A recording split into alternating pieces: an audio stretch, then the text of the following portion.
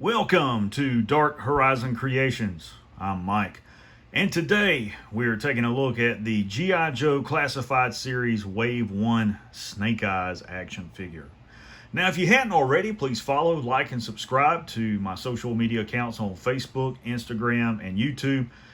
Don't forget to hit the bell icon so you get a notification when I post new content.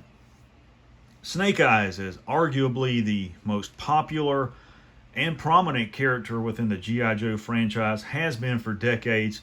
He's at the forefront once again with his own live action movie that is set to debut later this month.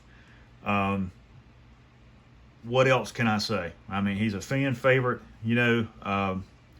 The character has gone through many iterations over the decades. The appearance of his uniform and armor and things have constantly evolved, and at different times his backstory and things have changed. And I want to take a few minutes. Maybe you're a younger fan of G.I. Joe. You didn't grow up in the 80s like I did.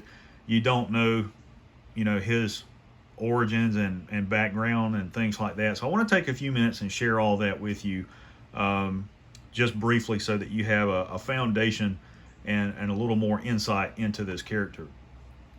So Snake Eyes originally had his debut in G.I. Joe, A Real American Hero comics in issue 1. That was released in June of 1982. And his backstory was written by Mr. Larry Hama, who also served as a creative consultant for the current live action film. So Snake Eyes was portrayed as a Caucasian guy, white dude serving his country, and he was a member of the 101st Air Assault Division, along with the two individuals who would later become Stalker and Storm Shadow. And they were deployed to Vietnam on a tour of duty, and Snake Eyes volunteered for and completed recondo training in non-training Vietnam before being assigned to Alert Team. If you don't know what alerts are, it's an acronym, LRRP. And it stands for Long Range Reconnaissance Patrol.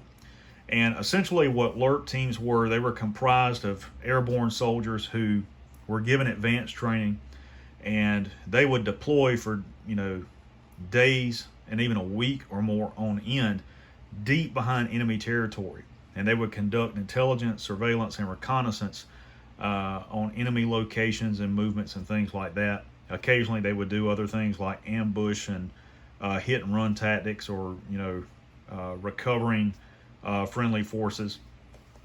And a lot of the veterans in the LRRPs would go on to join special operations units. And the biggest difference between the LRRPs and special operations forces operating in Vietnam at the time is that the LRRPs were comprised of conventional soldiers. These were not special forces troops. When we talk about special forces, we're talking about Army Green Berets. So some of what they did was comparative to other units like MACSOG at the time, but the LRRPs are really the forerunners for like the modern U.S. Army Rangers. So that's the unit that Snake Eyes was serving in. And on a particular mission with Stalker and Storm Shadow, they come under heavy contact with the enemy. The helicopter descended to extract them, a UH-1 Huey, comes under fire, gets hit, it explodes, and the flames burn Snake Eyes' face and completely disfigure it. And they also burn his vocal cords. So his vocal cords are severed. He can no longer speak, and his face is just, all messed up. So he rotates back stateside, and he learns that his family has been killed in an automobile accident. And there's a tie-in there with Cobra Commander. And if you don't know what it is, I'm not going to tell you. I'll let you do your own homework and find out. But there's a correlation there between Snake Eyes and Cobra Commander that is a long-running part of his story. So here we have a wounded combat veteran, returns home, his family's killed, he has no home, no future really, nothing to look forward to, and he just, becomes an introvert. He becomes a loner. And, he just kind of quietly goes away into the mountains to, just really process everything that's happened and what's going on. And Storm Shadow comes to him and compels him to travel with him to Japan to train with his family. And Storm Shadow's family is the Arashikage clan. And Arashikage is a combination of two Japanese words, Arashi, which means storm, and Kage, which means shadow. And that's where the character gets his call sign, Storm Shadow, from.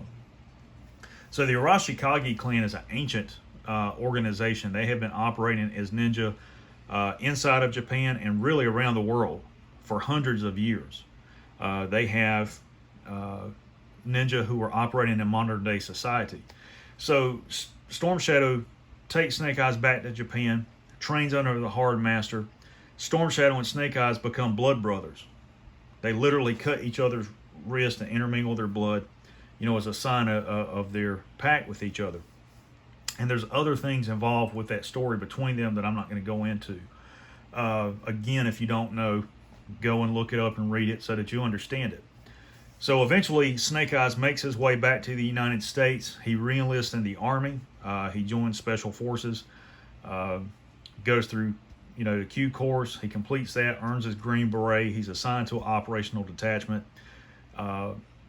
A while later, he volunteers for a U.S. Army Special Missions unit. He goes through their selection, passes that, becomes a part of that unit, and sometime during his tenure in that unit or shortly thereafter, he's handpicked to join the G.I. Joes.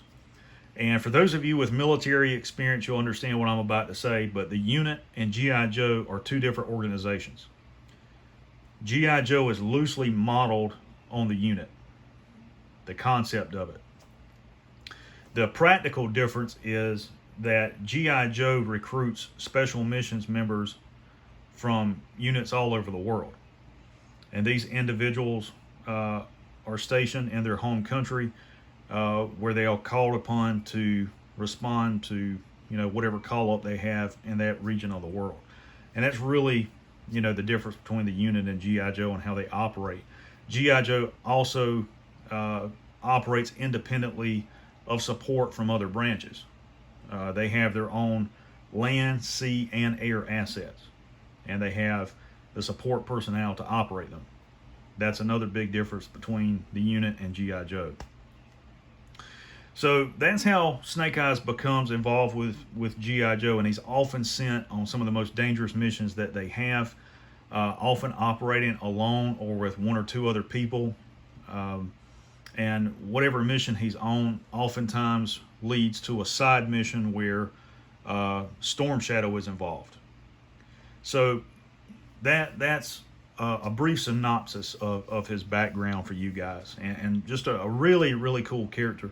We don't know anything about him. His name is classified. Where he was born is classified. His date of birth is classified. When the character is created, on his file card, his rank is listed as E5, a buck sergeant. Later, it's E7, which is a master sergeant. And after that, his rank is redacted and it's classified. So, he's a complete mystery. We don't know anything really about him or his origins other than from issue 1. And even in that issue, when they draw Snake Eyes on patrol, in the jungles of Vietnam and things like that, his face is still not clearly shown. We still don't quite see what he really looks like.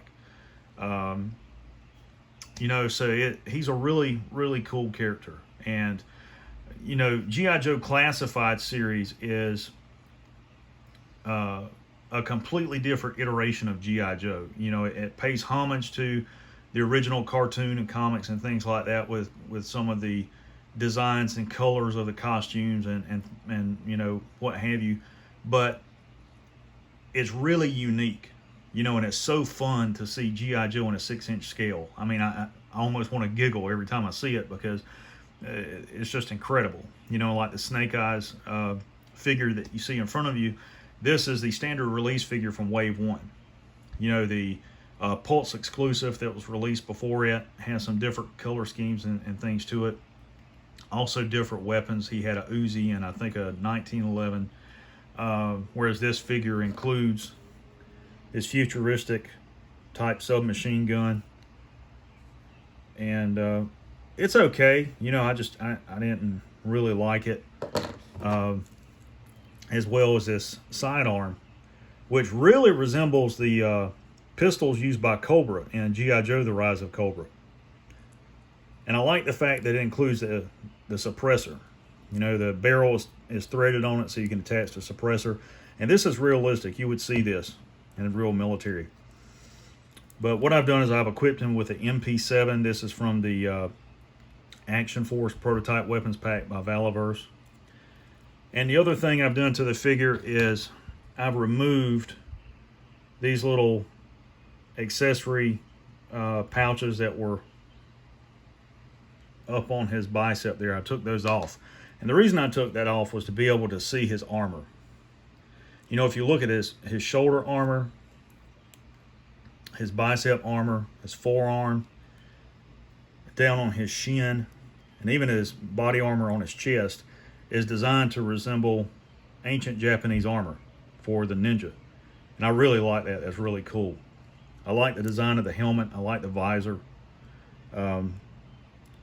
You know, it's a really cool design. I like how it's slick on the back there.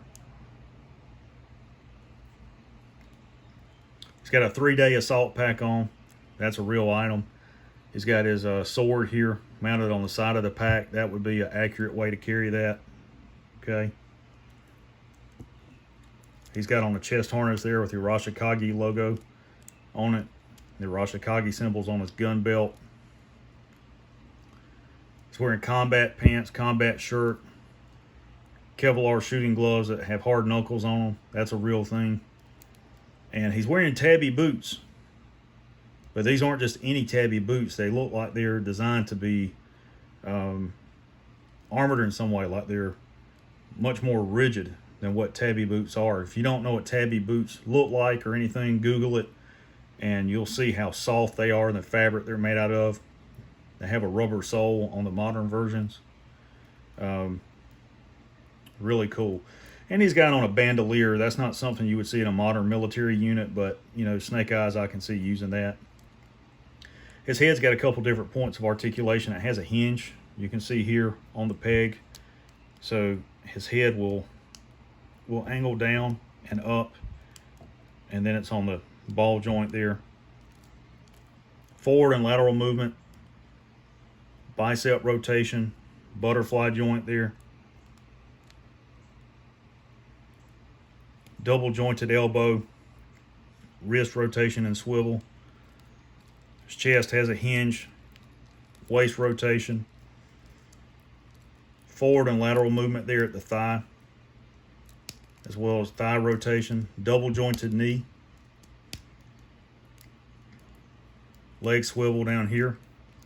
Okay, his ankle's on a ball joint. So really cool figure. You know, I'd like to see a display stand included with these guys, but you know, that's not a deal breaker. It would just be, you know, a great accessory, particularly when you're doing videos like this and you don't want to have to fight with a figure to get them to stand up. But they're still really great figures, you know, and I heard someone doing a video for Valaverse, you know, promoting Action Force, and they said that G.I. Joe Classified series didn't have butterfly joints. Well, that's a lie, because they do. The range of movement and motion on their butterfly joints may be different than Action Force, okay, but they still have them. I don't know if there is a difference or not, because I haven't reviewed an Action Force figure yet. They've been delayed multiple times from when they were supposed to originally ship and be distributed. Now I've heard someone online say that maybe the orders will be fulfilled sometime in late August. So without one of those figures in hand, I couldn't compare it to a Classified series figure. And, you know, of course, the deluxe Snake Eyes with Timber is set to be released around August. And it's a really cool figure. I like the helmet. I like the mask design on it, the head sculpt, because it really resembles the original mask that Snake Eyes wore.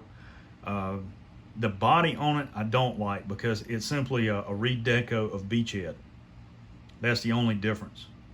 It's got a different assault vest with horizontal mag pouches on it for an Uzi. That part I like. And, you know, I thought about just buying multiples of those and converting them into like a standard G.I. Joe Trooper, you know, doing a repaint on it. And I may do that.